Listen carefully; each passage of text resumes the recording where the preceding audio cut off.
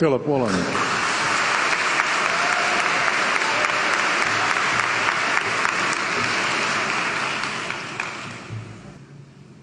King Lear, late at night on the cliffs, asks the blind Earl of Gloucester, "How do you see the world?" And the blind man Gloucester replies, "I see it feelingly. And shouldn't we all? Animals must be off the menu because tonight they are screaming in terror in the slaughterhouses, in crates and in cages, vile, ignoble gulags of despair." You see, I heard the screams of my dying father as his body was ravaged by the cancer that killed him. And I realized I'd heard those screams before. In the slaughterhouse, their eyes stabbed out and their tendons slashed, on the cattle ships to the Middle East, and the dying mother wail as a harpoon explodes in her brain as she calls out to her calf. Their cries were the cries of my father. And I discovered that when we suffer as equals. And in their capacity to suffer, a dog is a pig, is a bear, is a boy. Meat today is the new asbestos, more murderous than tobacco. CO2, methane and nitrous oxide from the livestock industry are killing our oceans with acidic, hypoxic dead zones. 90% of small fish are ground up into pellets to feed to livestock. Vegetarian cows today are the world's largest ocean predators. The oceans are dying in our time. By 2048, all our fisheries will be dead, the lungs and the arteries of the earth. Billions of bouncy little chicks are ground up alive simply because they are male. Only 100 billion people have ever lived. 7 billion people live today. And yet we torture and kill 2 billion sentient living beings every week. 10,000 entire species are wiped out every year because of the actions of one. And we're now facing the 6th mass extinction in cosmological history. If any other organism did this, a biologist would call them a virus. It is a crime against humanity of unimaginable proportions. But happily, the world is changing. 10 years ago, Twitter was a bird sound. www was a stuck keyboard. Cloud was in the sky. 4G was a parking space. Google was a baby's burp. Skype was a typo. And Al-Qaeda was my plumber. Victor Hugo said, "There is nothing more powerful than an idea whose time has come." Well, animal rights today is now the greatest social justice issue since the abolition of slavery. Do you know there are over 600 million vegetarians in this world? And that is bigger than the United States, England, France, Germany, Spain, Italy, Canada, Australia, New Zealand, all put together. If we were one nation, we would be bigger than the 27 nations of the European Union. Can you believe that? And despite this massive demographic footprint, we are still drowned out by the raucous hunt and shoot and killing cartels who believe that violence is the answer when it should not even be a question.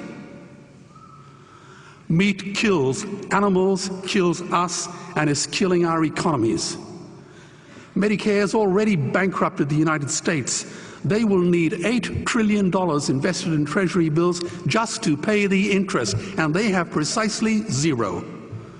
They could shut down every school, Army, Navy, Air Force, Homeland Security, Marines, CIA, and FBI, and they still will not have the money to pay their doctor bills. And our Cornell and Harvard say that the optimum amount of meat in a healthy human diet is precisely zero. Water, as you know, is the new oil. Nations will soon be going to war for it. Underground aquifers that took millions of years to fill are now running dry. It takes 50,000 liters of precious drinking water to make 1 kilo of beef. Today, 1 billion people are hungry. 20 million people will die from malnutrition. Cutting meat by only 10% will feed 100 million people, and eliminating meat will end starvation forever. If everyone ate a Western diet, we would need 2 planet Earths to feed us. We've only got one, and she is dying. Greenhouse gas emissions from livestock is 50% greater than transport, as Peter said. Cars, trains, buses, ships, lorries, the whole lot. And as I travel around the world, I see poor countries who sell their grain to the West while their own children starve in their arms. And the West feeds it to livestock so we can eat a steak? Am I the only one who sees this as a crime?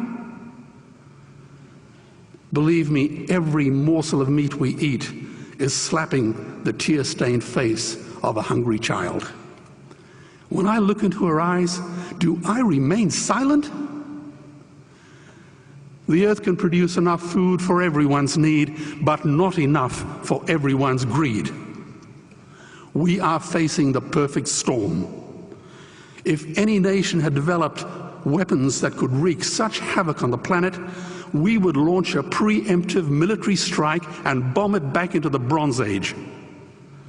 But it's not a rogue state, it's an industry. The good news is we don't have to bomb it. We can just stop buying it. Sir George Bush was wrong. The axis of evil does not run through Iraq, Iran, or North Korea. It runs through our dining tables. Weapons of mass destruction are our knives and forks. Our proposition is the Swiss Army knife of the future. It solves our environmental, water, human health problems and ends cruelty forever. The Stone Age didn't end because we ran out of stones. This cruel, disgusting industry will end because we run out of excuses. Meat is like the 1 and 2 cent coins. It costs more to make than it's worth. And I come from the bush. Farmers are the ones with the most to gain. Farming won't end, it would boom. Only the product line will change. Farmers would make so much money they won't even bother counting it, and I'd be the first to applaud them. Governments would love us. New industries would emerge and flourish. Health insurance premiums would plummet. Hospital waiting lists would disappear. Hell, we'd be so healthy, we'd have to shoot someone just to start a cemetery. So tonight I have 2 challenges for the opposition. 2 challenges. Meat causes a wide range of cancers and heart disease. Would they name one disease caused by a vegetarian diet? And 2, I'm funding the Earthlings trilogy. If the opposition is so sure of their ground, I challenge them to send a copy of the Earthlings DVD to all their colleagues and all their customers.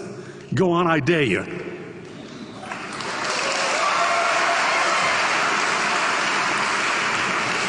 Animals are not just other species, they are other nations, and we murder them at our peril.